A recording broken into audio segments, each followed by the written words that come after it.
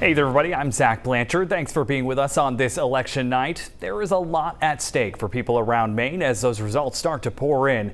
While there are no statewide candidates on the ballot, there are more than a handful of questions voters around the state are deciding on. And we are closely monitoring a number of those issues, as well as a number of local races in some of Maine's largest cities.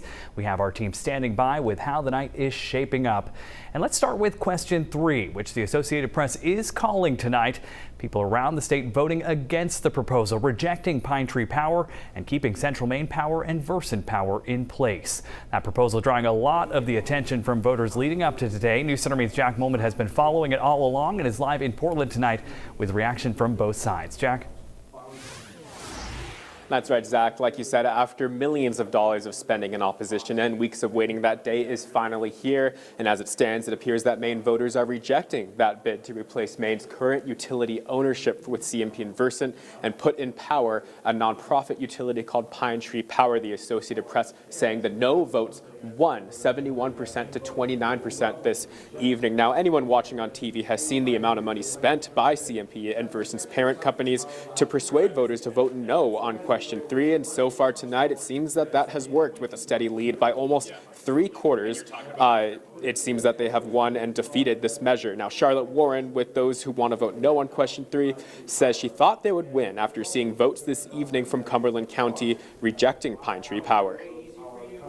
And to see where South Portland voted, to see other, really some cities that maybe we didn't expect with such a high margin, that was really leading us to this 71%. So, that was surprising when those numbers were coming in, but I think the result is very clear.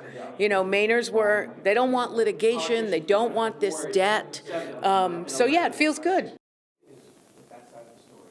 Now, all day today, speaking with those in support of voting no on question 3, told us that they were, quote, cautiously optimistic of those results. But that optimism, as you can see, is continuing to grow. Meantime, on the yes on 3 side, those in support of voting yes on 3 tell us that this isn't the last time you will hear of them.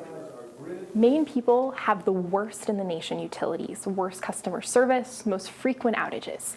Our rates continue to go up while we can't pay our bills. Thousands of volunteers and grassroots donors have built this campaign, and they're not going to be stopping anytime soon.